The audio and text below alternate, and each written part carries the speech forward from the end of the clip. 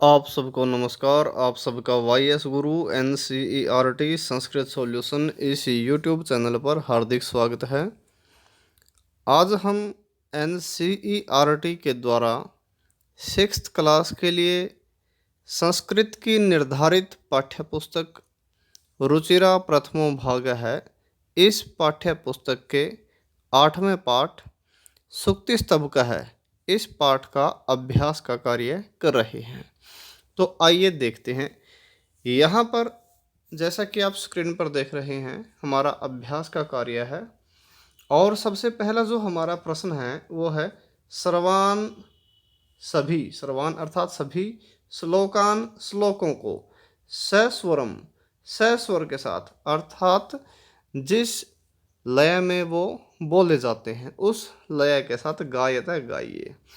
तो इन श्लोकों को आपको गाना है, यानी कि कैसे बोला जाता है इन श्लोकों को, किस स्वर में बोला जाता है वो देखिए। एक बार हम देख लेते हैं इन श्लोकों को।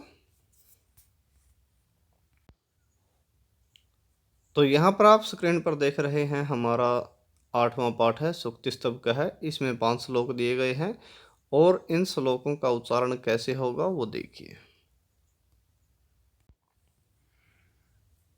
पहला श्लोक है उद्यमेन हि सिद्ध्यन्ति कार्याणि न मनोरथैः न हि सुप्तस्य सिंहस्य प्रविशन्ति मुखे मृगाः। दूसरा है पुस्तके पठितः पाठः जीवनेनैव साधितः किं भवेत् तेन पाठेन जीवने यो न सार्थकः। उसके बाद तीसरा श्लोक है प्रिय वाक्य प्रदानेन सर्वे तुष्यन्ति मानवः तस्मात् प्रियं हि वक्तव्यं वचने का दरिद्रता। इसके बाद चौथा श्लोक है गच्छन् पिपीलिको याति योजनानां शतान्यपि अगच्छन् वैनतेयोऽपि पदमेकं न गच्छति। इसके बाद अंतिम श्लोक है काकः कृष्णः पिकः कृष्णः को भेद पिक काकयोः वसंत समय प्राप्ते काकः काकः पिकः पिकः। तो इस तरह से हम इन श्लोकों को बोलेंगे। ये इनमें अनुष्टुप छंद है और अनुष्टुप छंद में क्या होता है, यहाँ पर आपको 8 अक्षरों को वर्णों को एक बार में बोलना होता है। इसमें कुल 32 अक्षर होते हैं। जैसे अंतिम श्लोक का उदाहरण मैं दिखा देता हूँ। आधा अक्षर यहाँ पर माना नहीं जाता। काकह में 2 हैं, कृष्ण है को हम आधा अक्षर काट कर 2 मानेंगे, पिकह में 2 हैं, कृष्ण में 2 हैं। तो 8 यहाँ तक हो गए हमारे। इसके बाद 8 यहाँ पर रह गए, 1 2 3 और 2 5 और 3 8। इसी तरह से नीचे भी 8 8 करके, यानी कि 8 8 अक्षर एक बार बोले जाते हैं। तो आइए अब हम अभ्यास के कार्य पर चलते हैं, दूसरे प्रश्न पर। यहाँ पर हमारा दूसरा प्रश्न है श्लोकांशान योज्यत है। श्लोकों के अंशों को जोड़ना है, अर्थात किस श्लोक की पंक्ति अपनी दूसरे अंश के साथ मिलती है। अर्थात यहाँ इसमें क्या है, श्लोक के आधी आधी पंक्तियों को अलग अलग करके लिखा है। तो कै की तरफ अलग पंक्तियाँ लिखी और ख की तरफ अलग। तो हमने क्या किया है, छात्रों की सुविधा के लिए एक तरफ हमने सीरियल नंबर लिख दिए हैं 1 2 3 4 5 और दूसरी तरफ हमने वर्णमाला लिख दी है क ख घ घ अंग। इसके बाद यहाँ पर हमने उत्तर दिखा दिए हैं, अर्थात कौन सा सीरियल नंबर किस अक्षर के साथ मिलेगा। तो यहाँ पर आप देख रहे हैं स्क्रीन पर तस्मात् प्रियम ही वक्तव्यम, यह जो हमारी पहली पंक्ति है यह मिलेगी अंतिम के साथ वचने का दरिद्रता, ये हमने लिख दिया यहाँ पर। दूसरी है गच्छन पिपील को याति योजना नाम शतान्यापि, इसके साथ मिलेगी। इसके बाद है प्रिय वाक्य प्रदानेन सर्वे तुष्यन्ति जंतवः, तीसरी लाइन क के साथ, और किम भवे तेन पाठेन, यह चौथी लाइन हमारी दूसरी के साथ यानी कि ख के साथ। इसके बाद का कह कृष्ण है, पिक है कृष्ण है, वो भेद है पिक का के हो ग के साथ मिल जाएगी। तो इस तरह से आप इनको मैच कर सकते हैं और मिलाकर लिख सकते हैं। यहाँ पर तीसरा प्रश्न है। तीसरे प्रश्न में क्या है, प्रश्नों के उत्तर लिखने हैं। प्रश्नानाम प्रश्नों के उत्तराणी उत्तर लिखते लिखिए।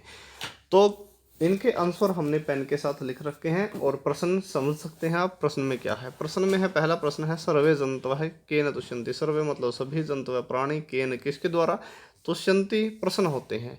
तो इसका आंसर है सर्वे जंतवः सभी प्राणी, प्रिय वाक्य प्रदानेन मीठा बोलने से, प्रिय वाक्य बोलने से तुष्यन्ति प्रश्न होते हैं। तो हमारा पहला आंसर हो गया। दूसरा है पिक काक्यो भेदः कदा भवति। पिक काक्यो कोयल और कौवे में भेद है, अंतर कदा कब भवति होता है। कोयल और कौवे में अंतर कब होता है। तो इसका पिक काक्यो भेद है, कोयल और कौवे में भेद जो अंतर है वो वसंत समय भवति, वसंत के समय में होता है। हमारा दूसरा आंसर बन गया। तीसरा है कै गच्छन कौन जाता हुआ या चलता हुआ, योजना नाम शतानी। योजना नाम योजन शतानी सैकड़ों, अपि भी याति जाता है। भाई सैकड़ों कोस या योजन कौन चला जाता है, तो पीपी लिखा है। चींटा जो है वो गच्छन चलता हुआ, योजना नाम योजन शतान्य पे सैकड़ों भी याति चला जाता है। तो सैकड़ों योजन चींटी ही चला जाती है, चींटा नर चींटा कहते हैं उसको। हाँ, क्योंकि पिपले का शब्द नर के लिए आया है चींटा, यद्यपि चींटी भी आप कह सकते हैं। इसके बाद है अस्माभि किम वक्तव्यम, हमारे द्वारा कैसा बोलना चाहिए, क्या बोलना चाहिए। किम का मतलब क्या होता है, यहाँ यद्यपि किम नहीं आना था, अगर कीदृ से आ जाता तो अच्छा रहता, लेकिन किम लिख दिया, कोई दिक्कत नहीं है। इसका बनेगा हमारे द्वारा क्या बोलना चाहिए।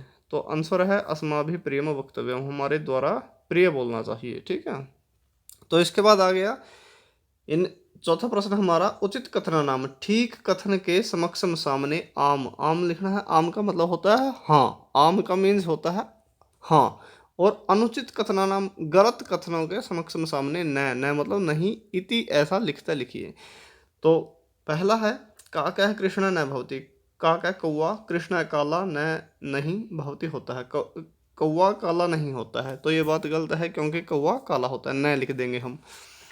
इसके बाद दूसरा है अस्माभि प्रियम वक्तव्यम, अस्माभि हमारे द्वारा प्रियम प्रिय वक्तव्यम बोलना चाहिए, हमारे द्वारा प्रिय बोलना चाहिए यानी कि मधुर बोलना चाहिए। तो हाँ, ये बात ठीक है, आम।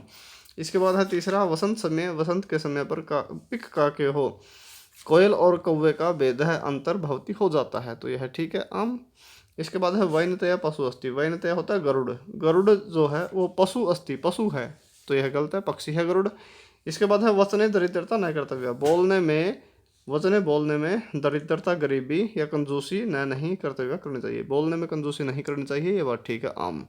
तो यहाँ पर हमारा चौथा प्रश्न कंप्लीट होता है। इसके बाद हमारा पांचवा प्रश्न आता है। पांचवें प्रश्न में हम मंजूसा आता है। मंजूसा कहते हैं इस कॉलम को, जो ये इंडेक्स बनाकर देते हैं, ठीक है, इसको कहते हैं मंजूसा।